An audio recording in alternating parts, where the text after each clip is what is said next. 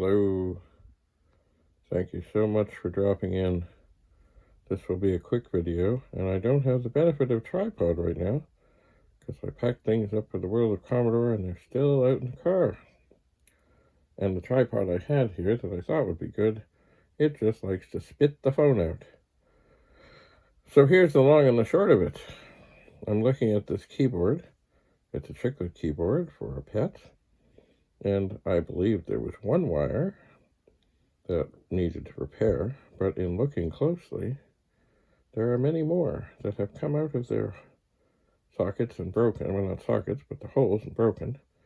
So this is going to take much more effort, much more. And then I think some wires have been replaced, so it may be that after I get them in, I might find that they're actually in the wrong location because the colors don't match up.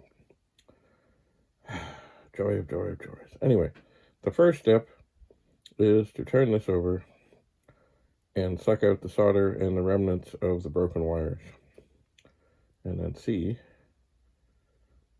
what else is happening here. But from what I can see, there's 1, 2, 3, 4, at least 5 that are not connected. So let the games begin.